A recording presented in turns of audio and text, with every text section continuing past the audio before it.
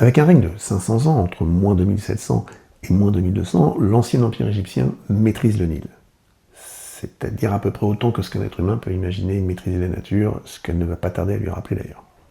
L'ancienne Égypte est ultra centralisée sur la personne du pharaon. En cela, c'est un régime théocrate, c'est-à-dire que le pouvoir est sacralisé, le pharaon est responsable du grand ordre cosmique des choses.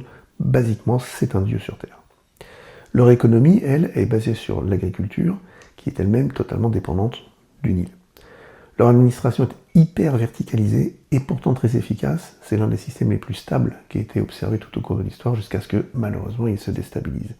Et leur chute, elle est autant liée à la crise climatique de l'époque, puisque les niveaux du Nil vont drastiquement baisser, engendrant des problèmes de récolte et malheureusement des famines à répétition, qu'au fonctionnement même de leur État. En effet, quand la centralisation est extrême, que tout repose sur le pharaon, et après tout, c'est un dieu, donc s'il se passe quelque chose qui n'est pas bien, c'est sa faute, et bien, c'est pas seulement l'économie qui s'effondre, mais c'est le mythe.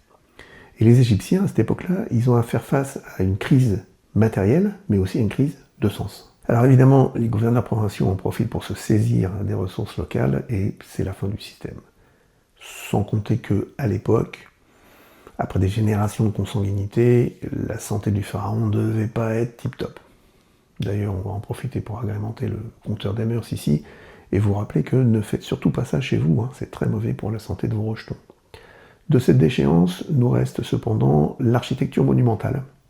Alors l'architecture monumentale, moi je pense que sans religion et sans esclavagisme, c'est beaucoup plus difficile de sortir des pyramides du sable, mais ils ont quand même fait des plans, donc on ne peut pas leur retirer ça. Ils nous lèguent aussi la centralisation du pouvoir, alors pas la centralisation extrême qui leur a coûté leur propre civilisation, bien sûr, mais avoir un noyau stable, c'est forcément mieux pour gouverner.